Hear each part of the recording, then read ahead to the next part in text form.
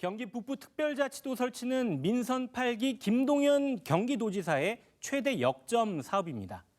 경기 북부와 남부를 행정적으로 분리해 경기 북부의 자치권과 재정 특례를 적용한다는 내용이 핵심인데요.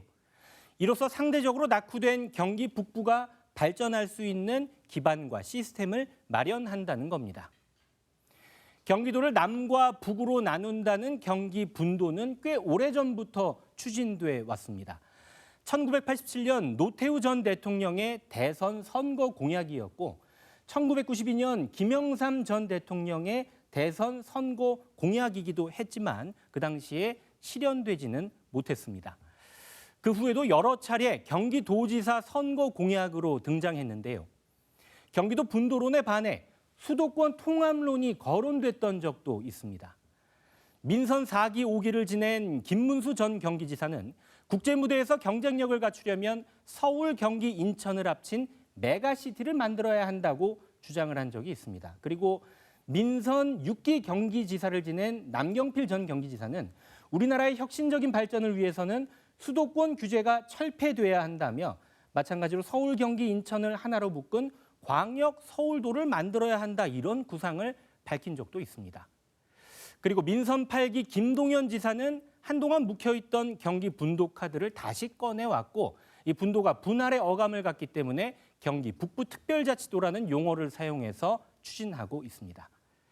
자, 그렇다면 경기 북부와 경기 남부에 대해 우리 경기도민들은 어떤 생각을 갖고 있을까요?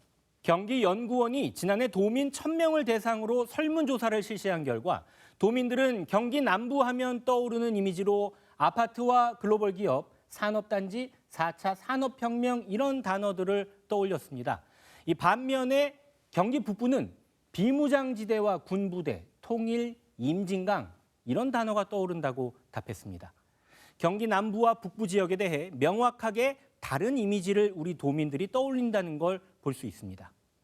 경기도가 북부 특자도 설치를 강하게 추진하는 데는 이처럼 도민들이 생각하는 이미지와도 깊게 연관돼 있습니다.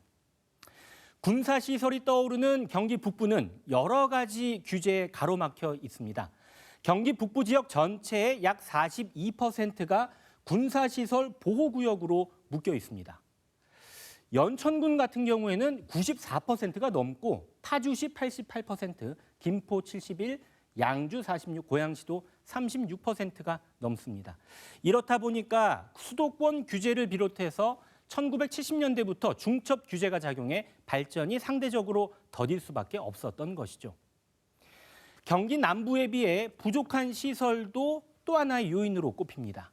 알기 쉬운 예로 모든 의료 시스템을 다 갖추고 있는 상급 종합병원의 경우 경기 남부에는 수원과 안양, 안산, 부천, 분당 등 이런 지역에 5개나 있습니다. 그런데 경기 북부에는 단 한 곳도 없습니다.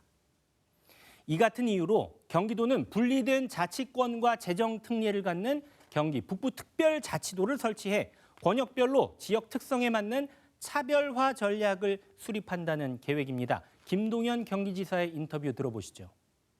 경기 북부는 대한민국 신성장을 이끌 최적지입니다. 경기 북부특별자치도 설치와 경기 북부 대개발은 대한민국 경제의 게임 체인저가 될 것입니다. 실질적인 행정과 재정 권한을 부여받고 또 여러 가지 규제 개혁을 포함한 특례를 마련하는 일입니다.